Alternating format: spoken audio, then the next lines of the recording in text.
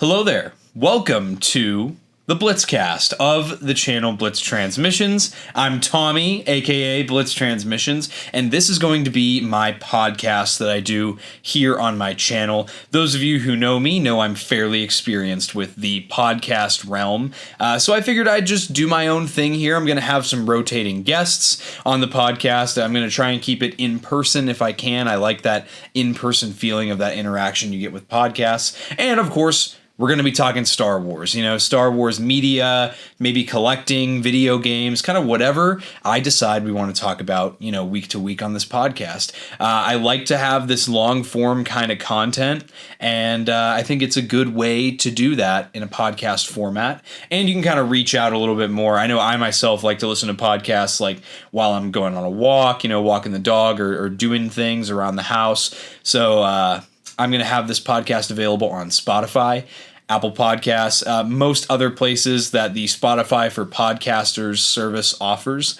So this is going to be the pilot episode of the podcast. And with the little introduction out of the way, we're going to get into a little bit of housekeeping here. So first and foremost, make sure to check out my social media. I do have an Instagram for the Blitz Transmissions channel, as well as an Instagram page for my collection. You can go check out all my latest pickups, all the stuff that I open up and unbox. It kind of also gives you a sneak peek at what's going to be coming out for reviews on the channel on YouTube. Additionally, check out, this is the official announcement of the Blitz Transmissions Discord. So if you want to check out the Blitz Transmissions Discord, that's going to be linked in the description for this podcast episode, as with all of my videos now.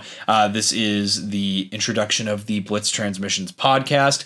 It's set up, I think, very well. However, I would love input. So if you have input, feel free to let me know. And finally, in the description for this, it's going to be my email. So if you want to email me, if you want to do a collab, anything like that, just feel free to email blitztransmissions@gmail.com. That's my email, and you can get in touch with me that way.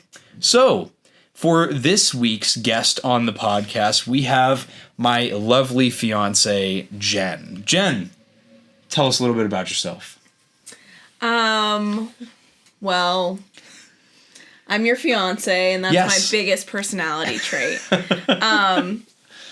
I grew up watching Star Wars a little bit, mostly just from my dad and my brothers, but I really was indoctrinated just through any type of interaction that you have with Tommy here. I don't know what you're talking about. In my non-Star Wars time, I work at a university as an advisor for students. So I have that side of my life that we won't get into here. But I'm a yapper for my job, and so I'm really happy to be here and yap for you all. Yes. So I think just to kind of get into the pilot episode, we're just going to do some introductory stuff here. Mm-hmm. So I think rather than you guys listening to me yap about my Star Wars experience, I kind of want to talk about first our Star Wars experience together. So something that we've been doing for, when did we start doing the watch through? Maybe 4 months into our relationship. Maybe, yeah. So for reference, we've been together for over a year and a half now. Pretty early on into our relationship, I told Jen that because she had really only seen, some of the movies, and that was it? I had seen the main 9. Yeah. I think you saw Rogue One, right? Oh, yeah. Yeah. And Rogue One. But I really wanted to just go through, and in my opinion, the best way to show someone Star Wars for them to really get it is to show them in timeline order. So we started all the way at specific episodes of Tales of the Jedi, because Tales of the Jedi was out at the time we started this watch through, and then we just went chronologically through The Phantom Menace, the prequel trilogy, including the Clone Wars in between, Attack of the Clones and Revenge of the Sith.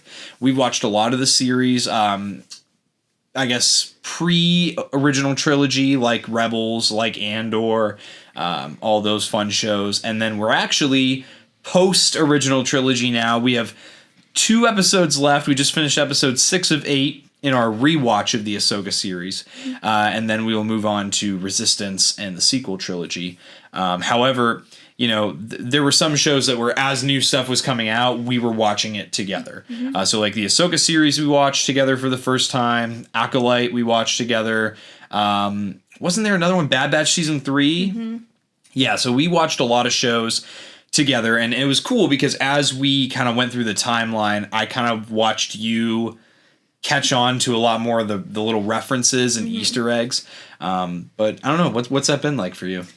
I will say, just watching Ahsoka again, so the first time we watched it when it first came out, I hadn't seen Rebels yet. Yeah, right. So this time around, I obviously understand a whole lot more to the plot, to the characters.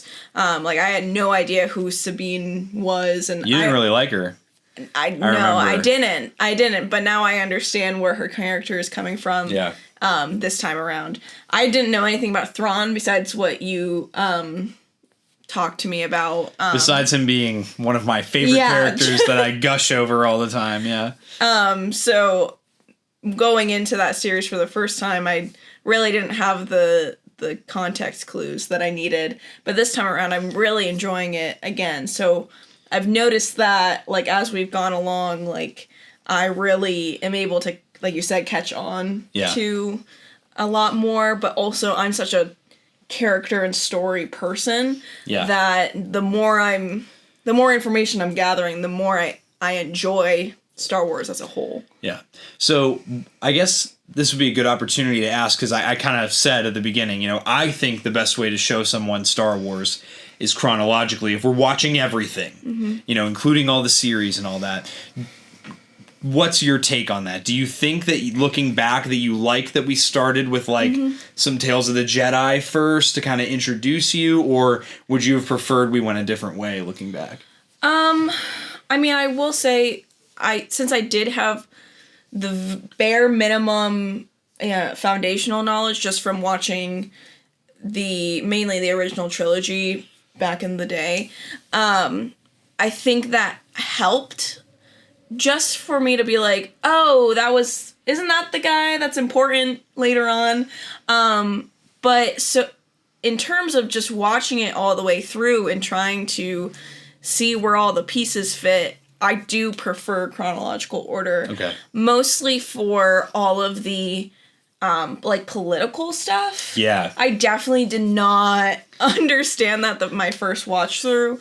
You mean you don't just get in Attack of the Clones when the banking clan says, the banking clan will sign your treaty? Well, I will give myself credit that I was a kid when I watched the first 6 movies and then watched the sequels in theaters. So that's part of why I didn't understand, but I definitely, even if I watched it in release order as an adult, I don't think I would have fully gotten all of the, like, the corruption themes and the political themes and all of the things with the Senate that it is a huge part of, especially the prequels going into the original trilogy. That would have been completely lost on me. Yeah. What are some highlights looking back? Because, I mean, we're pretty much through. You've seen the sequel trilogy before, and really the only hole here is Resistance, and you're not missing a whole lot when you don't, like, without having watched Resistance. But what are some highlights looking back through everything we've watched together so far? Well, I think Clone Wars, obviously, the idea of Clone Wars is filling in a huge gap between the movies. Clone Wars itself fills very special. Is a highlight. And then I think it just added so much to going into Revenge of the Sith. I was so emotional like when we started watching that movie, because we had watched all of the Clone Wars up until that point, and I knew what was coming because I've already seen the movie before. Yeah.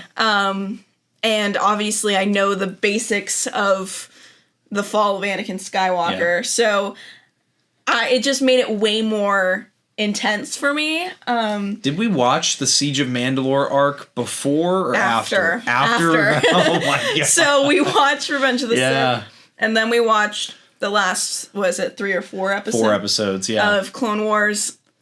I will never forget this. I was curled up on the couch with you when we were done watching the show.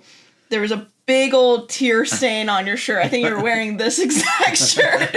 And it's like, I'll never forget that because I've never been that like overcome. I wasn't even crying that much during Revenge of the Sith. It was watching Revenge of the Sith, getting emotional, and then watching those last 4 episodes of Clone Wars. Right. And I was a wreck. And I think that was the moment where you're like, oh yeah, I've got her locked in. That was, I think, I knew I had you. Locked in. Actually, I'm trying to remember the first time you ever cried. I know exactly what it was. At Clone Wars. I know it was Clone Wars was the first Star Wars thing that made you cry. One of the times was when you thought Gregor died. That was the first time. Because that was really funny. Because you're like crying and you're so upset at this character that you just met having such a heroic death. And I'm thinking to myself, oh, just wait until she finds out that he's alive in Rebels. Just wait until she Well, actually, Bad Batch. Yeah. You find out first because we watch it chronologically. Yeah. Mm-hmm. I remember you were very mad at me. I don't know why Gregor's death made me that emotional. I think it like, I don't know, maybe I'm just a sucker for an amnesia story, but yeah. I don't know. That was the first time I cried. Mm-hmm.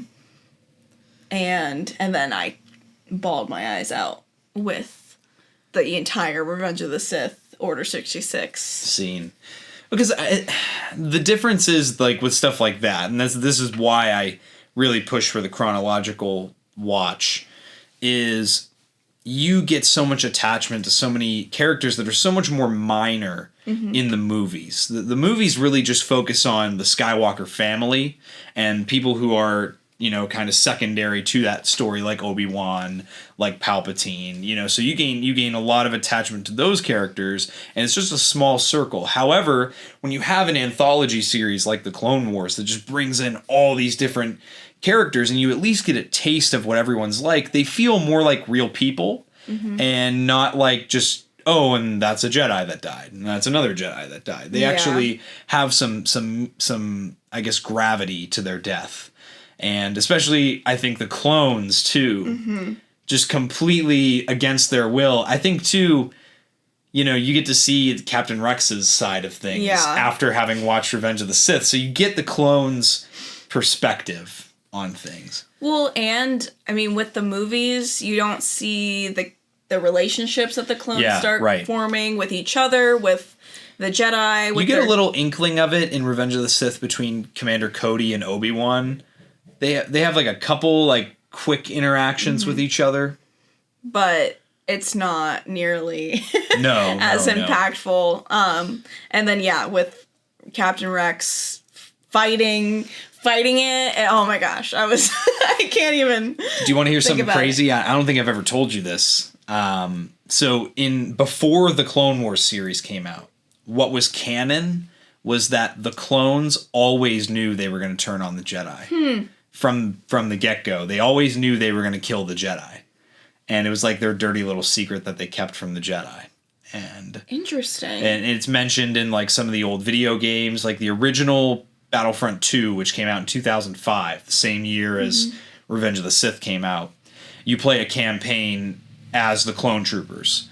And there's Tamara Morrison, the live-action actor and voice for the clones in the live-action stuff. He also played Boba Fett. Fittingly, it makes sense because he's a clone. You know that. There's a whole monologue he does between a couple missions, where there's a whole mission you do with Aayla Secura on Felucia, and after it, he says, you know, he kind of alludes to it's a shame that she died. You know, it's a shame that we have to kill her. I almost feel bad about knowing we have to kill her. You know. And there's this, you know, this constant alluding to that the clones just always knew. I really do prefer the current canon explanation with all the story you get in the Clone Wars show with the inhibitor chips, because that just wasn't a thing before they decided to include that in the Clone Wars series. But yeah, that was the original design for the clones. That's very upsetting. Yeah, and what I like what we have more now, because they're more human. You know, they have feelings and stuff. Yeah, any other highlights in our watch through? I think Rebels. I've had multiple moments during Rebels. Right. I mean, Rebels has so much Jedi-ness to it, like all of the Jedi Temple stories and Ezra's journey, but then also Kanan's self-discovery and self-reflection, I think that was very moving to me. And then obviously the ending, I won't say it. I don't know. Am I supposed to say that? Dude, the show's been out for 10 years. I guess so. You're fine, yeah. It was a shock to me. So but like Kanan's sacrifice at the end of the show, it was so profound, I thought, especially for knowing his whole story and then adding into that Bad Batch little bit of lore of him being that kid that was saved. Right. I thought that was just a really well-rounded character arc. Yeah, Rebels is really one that grew on me because I watched the show when it first came out with my brother, and this was like fresh after Disney bought Star Wars from George Lucas. And one of the first things they did was canceled the Clone Wars. And I remember I was very bitter about that as a 13-year-old. And then they were like, oh, but we have this new show coming out called Rebels.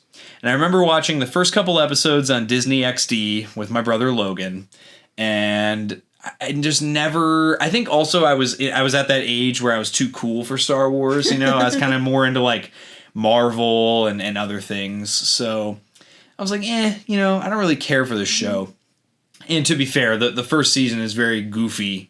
Especially the first couple episodes. Who is this kid? You know, and he's just Space Aladdin. Yeah, and he's just Space Aladdin. But then I actually didn't finish watching the show until I was in college. I was actually a freshman in college. It was right when Disney Plus came out.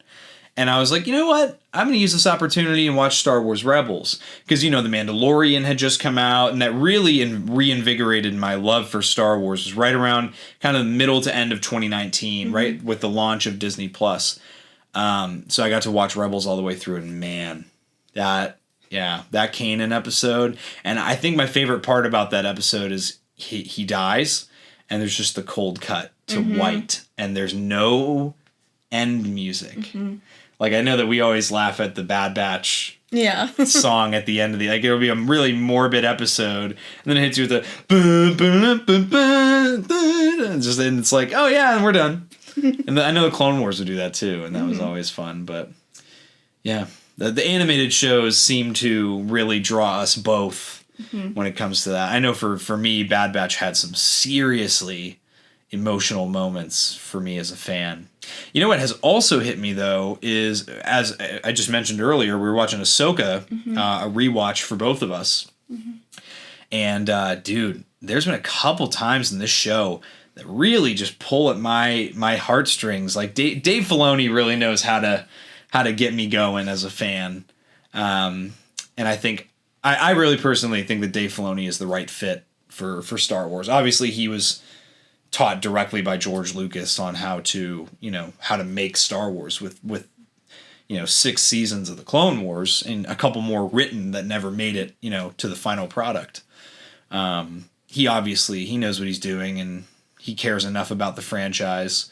I think that he's, a perfect fit for storytelling. And in my opinion, the Ahsoka series really on this watch through again has solidified it. I would say it's top 2 for me right now for all the Star Wars series. I think I like it more than The Mandalorian, which is saying a lot because I really, really like The Mandalorian. What's been your thoughts on all the latest kind of Disney Plus series between Mando, Book of Boba, Acolyte, Bad Batch. I agree. I think Ahsoka and Mandalorian are top tier out of all of those. I think they're the most full circle stories. Like, they actually, you feel either satisfied or just drawn in by them. I will say, like, with Book of Boba Fett, I feel like it was a fun watch. I personally don't have as much of a pull to Boba Fett as you do, or maybe as, like, original trilogy fans might. Which, I don't. Just to interject here, fun fact: I never cared for Boba Fett until I watched him in Mando season 2.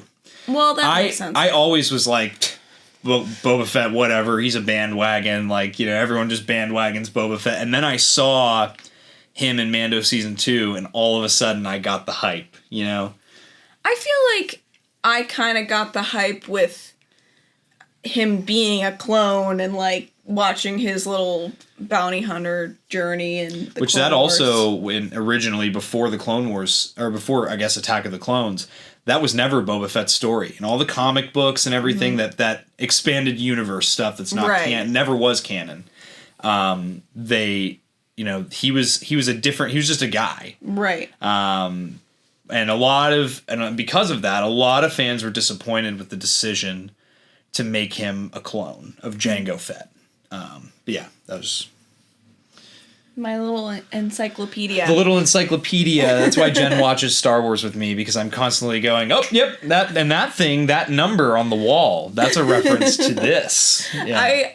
I don't know what the alien was, but I think it was when we first started and we were starting to get into Clone Wars, and you go, oh, that creature for this one episode is called the blah, blah, blah, blah, blah. And I was like, cool. And we're like 3 months, maybe 4 months into dating. And I'm like, nice. This guy's a loser. I'm going to remember that one. Clearly. What was I talking about? You were talking about the new Disney series. Plus. Yeah. Mm-hmm. So Book of Boba Fett, I think, was a fun watch. I wasn't like that pulled into it. Right. Acolyte started really strong. I wasn't a fan of the ending. Neither was I. But that's mostly just, again, I'm a story person. I'm a big reader, and I really, once I get through my my Sarah J. Maas series, I do want to start reading some Star Wars books. We'll point you in the direction of the good ones. So I think it was just an unfinished story, and I don't really enjoy where the story went. But Neither did I. We don't need to get into all of that right now. But you can if you want. No. But then I think Bad Batch is another star amongst that crew of shows but if I understand, if you're not an animated series person, you might not get the hype, but it is one of those shows that I think really adds to the story. I think it's a beautiful family story, chosen family type of thing. Yeah. Great characters. And even if you don't really care about Clone Wars or don't really care about Star Wars in general, I think it's a good story. Yeah. Which I judge a lot of my ranking that way. By how the story satisfied you or not. Yeah. So I thought I would not like Omega. Neither did I. In the Bad Batch, because I'm like, oh no, like an annoying kid. Especially after finishing Revenge of the Sith, and we're like, you're raw, you're like, your heart is just on the floor beating up, and then this kid is like, hey guys, I'm Omega.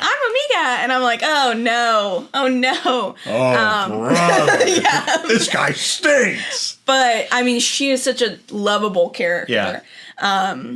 And I know I cried multiple. I can't even list all the things. Bad Batch definitely got you a few times. Bad Batch had me choking up a couple times too. But that more came from, as a kid who grew up with the Clone Wars series and with the prequel trilogy. That is such...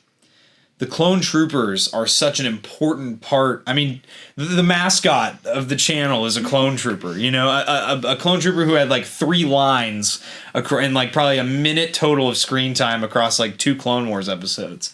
I did my friggin' 501st costume for him, and I think that should speak to my appreciation and my deep love for the clone troopers.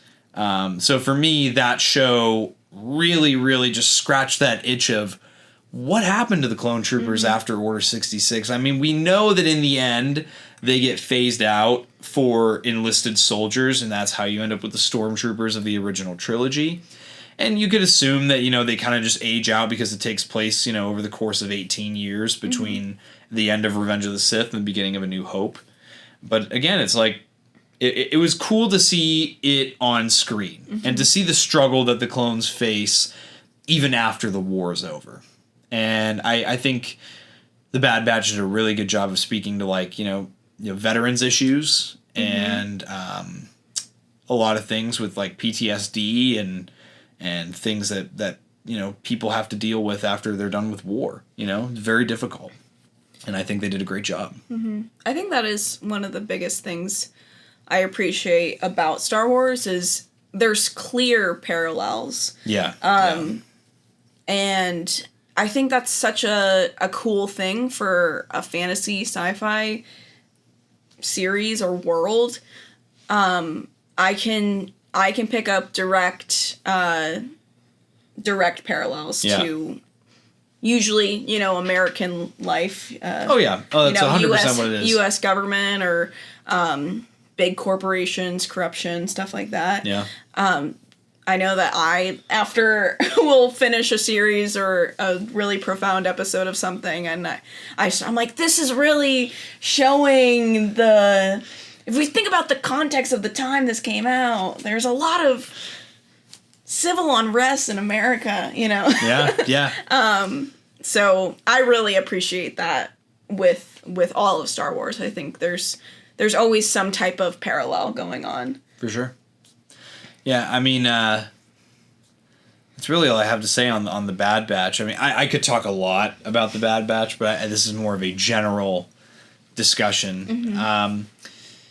Yeah, I mean, for me, the only show that really hasn't stuck the landing for me out of anything recent is The Acolyte. And I know it's been a very hot topic, as the last few weeks, especially with Disney choosing to cancel the prospects of a season 2 for that series. I did a video on the YouTube channel. It's about, I think, almost 12 minutes long, where I just talked about why that bugged me. What are your thoughts on Disney coming out and like publicly being like, which they usually don't do. They usually just kind of leave things. But what's your thoughts on them being like, there will not be a furtherance of this story? I guess from a corporation standpoint, I get it. Like, there's so many loud people saying that it was awful. Yeah. And that this is an atrocity and it should turn it off. Killed their childhood and sold them fentanyl behind a gas station. And I think what's unfortunate for me is that, first of all, they kind of made it sound like season 1 would wrap up with a nice bow just in case this happened, and it didn't. I felt lied to. Real, I felt lied to. And so the fact that they decided to cancel with all of these open endings, it just seems like a bad move, but also just an unsatisfying move for us story lovers. So, yeah, I don't know.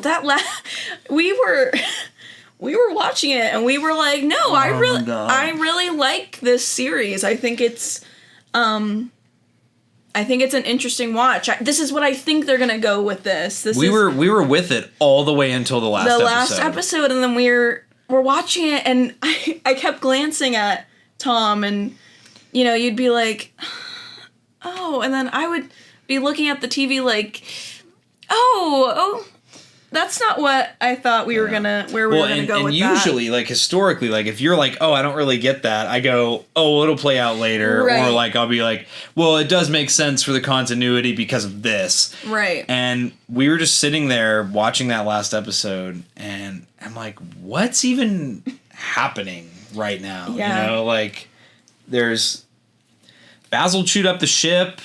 I don't really know why. That for me is one of the biggest ones. I'm like, I mean, I guess he like understood that maybe the ship was getting torn apart by the asteroid field, but also like they could have made that a little more obvious to me. The other one, I just really didn't like the whole scene at the little like avatar tree on what's that planet? Brendok.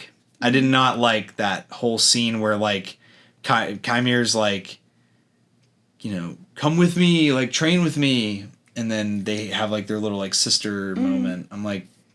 Yeah. I think that one is the one I remember the most where you and I were like, what just happened? Like, what's even going on right now? Yeah, and I will say, I mean, part of it was we were talking a lot of... Like, there were so many things going on with that show. So we had a lot of theories as we watched it. And some of them happened, but they weren't... Not in the way you wanted them. Yeah, it was kind of... We're like, oh, that's the... what's his name? The creepy guy.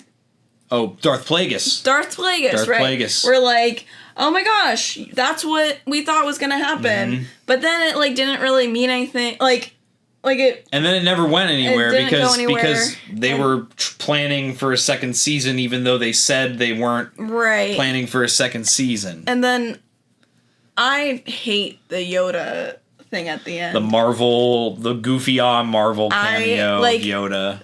I genuinely, like, fully disliked that. Every other part, I was like, oh, that was a weird choice, but...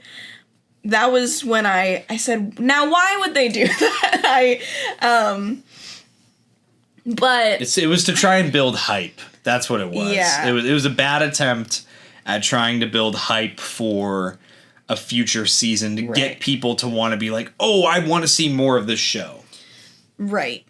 All I'm saying, and I've said this many times in private, I think I should write and direct and produce every show and movie that comes out. And people talk a lot about the acting in this show. I don't really care. I mean, obviously if it's like really bad, but I watched the first 3 seasons of Gossip Girl. You know, I can move past acting. I watched, if anyone knows Merlin on BBC, you can push past anything if you really like the story. So I'm like, whatever, you know. Yeah. If it's a really good plot, I can push past it. I was saying recently, I forget what live stream I was on, but I was saying that's, I think, what is a big saving grace for the prequel trilogy is you have the acting and the dialogue isn't always the best in those movies, especially like when you have things that are kind of like off-putting the tone, you know, interjected in there.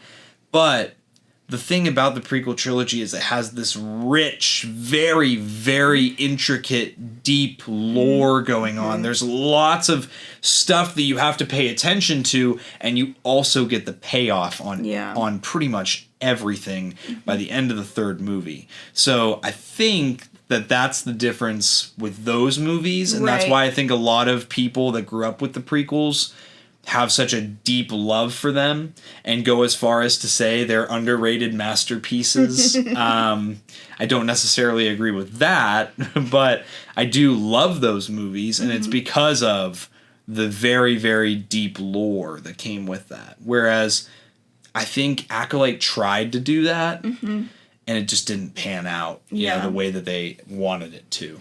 It does crack me up when I see posts that say that Revenge of the Sith is an underrated masterpiece. Or no, that it's someone's comfort movie. I'm like, do they turn it off halfway through? Do you know what a comfort movie is? Like, okay, but like... It's supposed to make you feel good. So when you're feeling ill and you just want to sit and watch a nice heartfelt movie, you're gonna put on like the children murdering. Yeah, like for me, like a comfort movie's like The Goonies or Home Alone or, you know, some little silly family fun movie where the good guys win and the bad guys lose, you know? Cracks me up. But I think it's mostly just for Hayden Christensen. I do think, yeah.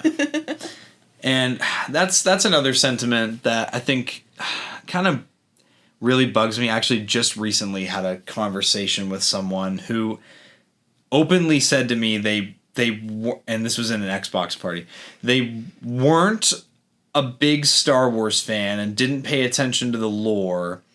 And just minutes before they made that statement, they were like, yeah, you know, Disney killed Star Wars. I'm like, but you just said you're not a big fan. Mm-hmm. So I think that's something that I want to really drive home, I guess, in this first episode of this podcast is I'm a Star Wars fan, and something that I've been saying recently is I enjoy Star Wars for what it is, not what I wish it was or what I wish it could be or what I think it could be. I just enjoy it for what it is. I like to be in the universe. For me, Star Wars is my escape. You know, I don't have, when I'm in the Star Wars universe and when I'm talking Star Wars, whether it's the action figures or the video games or, you know, the movies and the shows, theorizing with friends, I don't have to deal with all the garbage and the baggage of real life. I get to just be in a fictional universe, you know, and enjoy it with people that I care about. So, Mom's calling. Shout out Jen's mom. So, yeah, for me, I just enjoy Star Wars for what it is, you know, and even with the Acolyte, even though I didn't enjoy certain parts of the series, I didn't really think it had good payoff at the end. I still enjoy like the 5th episode of that show with all the fighting and the choreography, and you know, we got awesome characters like Chimere and Jedi Master Soul and his apprentice Jekki. I really liked a lot of those characters, and so I appreciate that. I'm happy that the show exists, even though I wasn't happy with how the story played out. There's a lot I can take away. Similarly with the prequel trilogy, I don't sit down and go, oh, I really want to watch Attack of the Clones today. Most days, you know. I was gonna say I remember multiple times when you randomly put on Attack That's of the thing. It's Star Wars. And I'll sit there and I'll go, you know what? I haven't watched this one in a while. I guarantee there's going to be a point in time in a few months. It's already happened once. I watched a couple episodes of The Acolyte over. And I'm like, you know, I kind of want to watch that right now. So I'm going to put that on and I'm going to enjoy what I enjoy about it.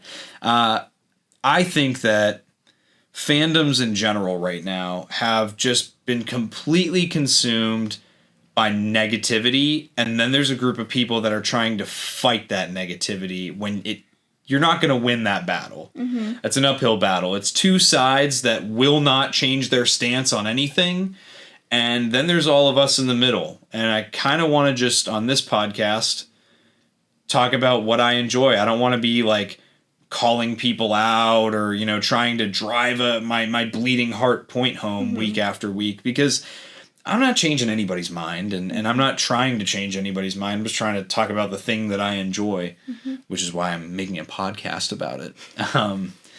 Yeah, I don't know. What are your thoughts on all that? I will admit that I'm a critic. I do, like, I pick things apart, but I think that's more of just how I process things. So it's not I think that whole show is garbage. It's just, I don't know if that's like the way I was raised or what, but I am a critic because that's how I process a story. But I don't think that's a bad thing. And I'm able to pinpoint why for the most part, able to pinpoint what my criticism is and why I feel that way, and why I think it would be if you change it, it would be a benefit to the story. Yeah. It's not a general just dislike. And I think that's the point I'm getting at is you have the Star Wars is dead every time a new show comes out. And then on the other end, you have we are so back every time a new Star Wars. And it's like, but we never were dead or back. Like the Star Wars fandom and Star Wars has always existed. And I like talking to people I disagree with when you can have a constructive conversation and debate and go back and forth and, agree to disagree and things like that. I just really am not a fan of the absolutist mentality of everyone should like it or everyone should not like it. That's not what I'm here to do. I enjoy plenty of parts of Star Wars that a lot of people don't, and I don't enjoy parts of Star Wars that plenty of people do. Like for me, my super hot take is that when I rank my Star Wars movies, Episode 5, The Empire Strikes Back, is very middle of the pack for me.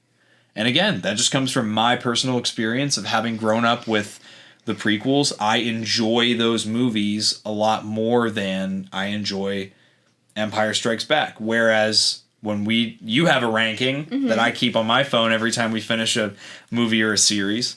And for you, Empire is, I think, number 2 or 3. I can check. I can fact check that. No way.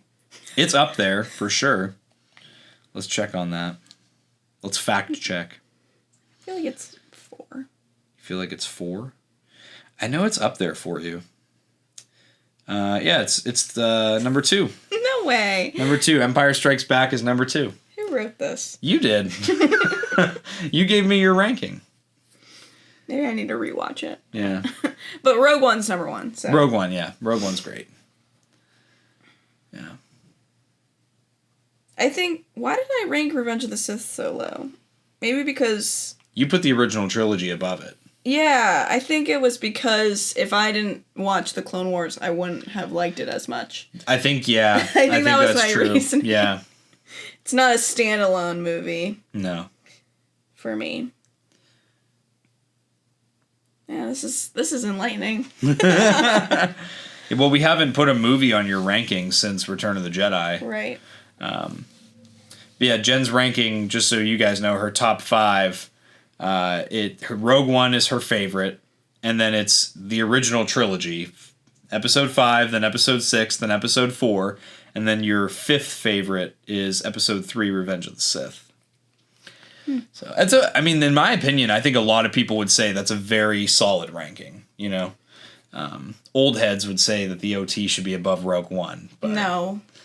Rogue One, see, I think this is where my confusion is. Rogue One is number 1, like, up here, and then those other 4 are down here. Like, Rogue One is the standout. Yeah. Yeah. It is it's a beautiful movie. I love that movie. Did you cry for that one? I believe so. Yeah. Because because we watched Andor, and then I was like, I really like Cassian Andor, and then I forgot why Andor is a thing, and then we watched Rogue One, and then I cried. Speaking of which, we're supposed to get Andor, I believe, spring of 2025. It's going to be Andor Season 2. Is that the one that's supposed to lead into Rogue One? The end of Andor Season 2, allegedly, is supposed to seamlessly flow into where we first see Cassian in Rogue One, where he's on that mission and he just guns down that guy. I think that's another reason why the original trilogy are ranked higher, because Rogue One sets it up so seamlessly. Yeah. And I just love that. Scratches an itch for me, I think. I saw some news recently that Disney has announced that they're moving to 1 Star Wars series on Disney Plus per year. And what are your thoughts on that? I think that's better. Yeah, I agree. I think... So what came out this year? Bad Batch Season 3. We kicked it off with Bad Batch Season 3. Acolyte. And then now this new show later this year. Skeleton Crew comes out December 3rd. I feel like there was another one in there, wasn't there? Tales of the Empire. Yeah. Which we were not really a fan of that one either. Oh yeah, that It was kind of just like a nothing burger for me. It's not that, and again, it's a micro series. It's not supposed to be like the most monumental thing, but we liked Tales of the Jedi. Tales of the Jedi, I feel like actually added context for me. Depth. And I mean, I guess the Morgan Elsbeth trope kind of adds more to me for how Ahsoka knows that she's associated with Thrawn, and I guess. Yeah. But I did not care for Barris's story. Neither did I. I thought, especially as someone who's been waiting like 10 years to see her payoff, I thought it was very underwhelming. Maybe it's because they chose her like counterpart character to be the fourth sister Inquisitor, who showed up for like 45 seconds of screen time in the Obi-Wan Kenobi series. She wasn't even like in Rebels or anything. Yeah. That was what, maybe that's why I didn't really care about her at all. Well, and also, I don't know. The first episode seemed to be like really cool. The first episode was great of Barris's 3. Of her almost being an Inquisitor or going to be an Inquisitor. But even that one for me kind of fell flat, at least from the trailer. Like, the trailer made it look so epic. It felt like a real fake out, because in the Clone Wars she's so like, the Jedi are wrong, and I had to do these terrible atrocities, these literal acts of terrorism, to let the world know that the Jedi are wrong. Yeah. And you go from that, and you even allude to, like, she's got some dark side in her. And I feel like I was in it until they meet that Jedi in the end of that second episode. And then Barriss is like, no, we shouldn't kill the Jedi, even though that's what we literally train and exist to do. And she just force pushes fourth sister off the cliff, and then that's it. Yeah. And now I'm good again.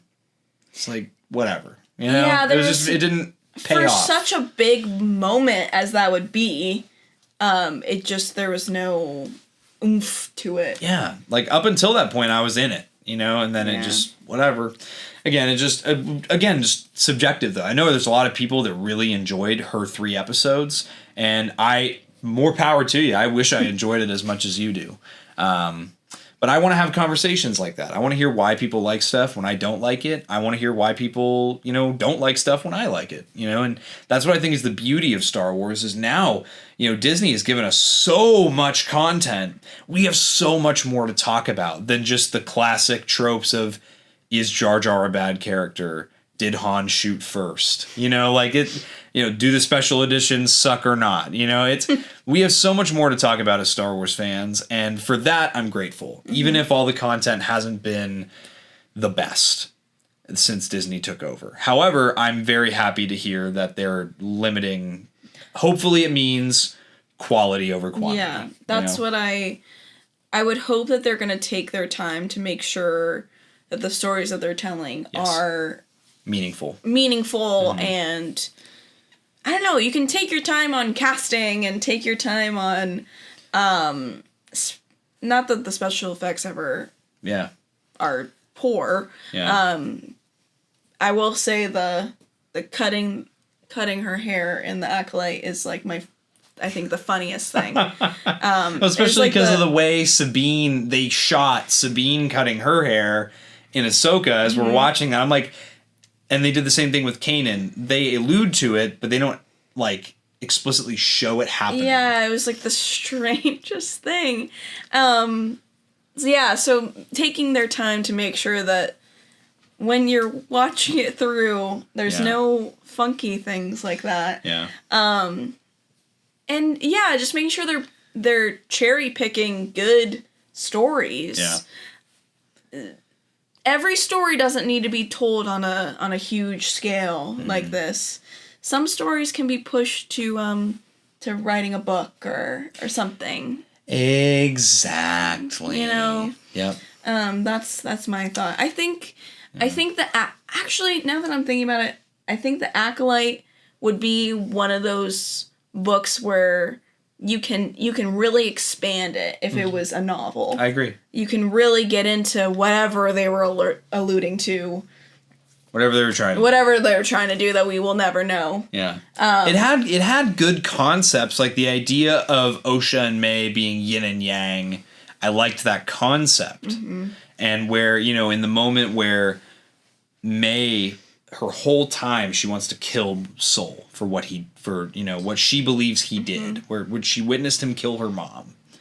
So whether I think what Sol did was justified, but I can understand how that hatred can boil in May's character.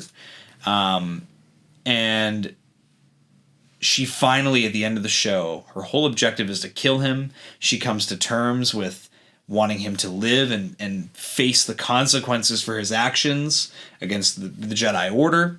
And in that same moment, Osha swaps. Rather than wanting everyone to live, suddenly she lets her anger overcome her because she's had it pent up for so long. And she, unleashes and kills Sol in an act of the dark side, bleeding a kyber crystal in the process. The concept is cool. The execution was not. Well, you have to think about, for any type of visual media show or movie, it has to be dialogue heavy. Mm-hmm. And there was poor dialogue in The Acolyte. Right. And so that was what I think the biggest disconnect was for me, to understand what... I got that they were yin and yang. Yeah. But it was they had to say it kind of blatantly in the dialogue. Mm-hmm. Like May halfway through saying, actually... I don't want to kill. I am you. Yeah, and you are me. I think there's so much dialogue that's needed to efficiently portray your story. Yeah. And that was missing. So I think try writing a novel. A book. Yeah. So just to close things out, obviously, we kind of alluded to your favorite movie, so I thought it'd be fun just to share with everyone your favorite movie, your favorite show, and your favorite character. Can you take my ranking out again? Yes, I'll bust out your ranking. So right now, your favorite movie is Rogue One. Yes. We already talked about that. Your favorite show right now is The Clone Wars. Mm-hmm. Clone Wars and Rebels are top two. Top two, yep. And that kind of goes right into my favorite character, which is Hera from Rebels. I think that was the character I've really enjoyed. Ahsoka's a top second. Mm-hmm. As far as Clone Wars, Clone Wars is as I've said, a very comprehensive series. Right. It really fills in gaps. And then it made me bawl my eyes out at the end. It made me love the characters so bad that I was crushed by the end of the series. Yeah. And then Rebels, same type of thing as Bad Batch, where it's chosen family, and Hera is at the front of that family. She is. And I love her and Kanan's alluded to relationship. They really don't dive into it even kind of until the last couple episodes, but she's such a strong character. She's a mother figure, but also just a total badass and a general I don't know. I think she is the type of leader that I don't want to say relate to, but I aspire to be. Mm-hmm. Cool. So that's my answer. Sweet. I think right now, for me, my favorite series is obviously The Clone Wars as well. I think that was obvious. My favorite movie is also Rogue One right now. Copier. Gotta be that guy. Same brain. That's what it really is. Yeah. And then my favorite character, that's a really hard one for me because it always switches and everything. I think if I had to pick one, it would either be because you did 2 picks, so I guess I'll do 2. My favorites right now are Thrawn and Captain Rex. I think for me, those 2 characters really, really just mean a lot to me, and my enjoyment of Star Wars, those characters mean a lot. So for me, I have Captain Rex tattooed on my arm, the J guys, so. What's your favorite color? Blue. But yeah, so that's it. So this is it. This is the Blitz Transmissions Blitzcast. Myself and Jen will be a recurring guest from time to time if I don't have anybody else, or she'll just be in a constant rotation with a couple other people. This is what you can expect. Obviously, as new news comes out, we'll talk about that. Shows, movies, we'll talk about that as those come out.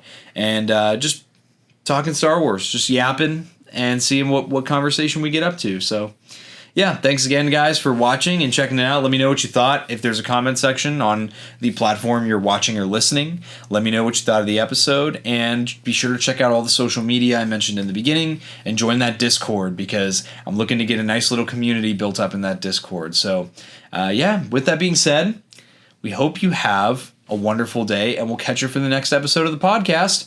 May the Force be with you.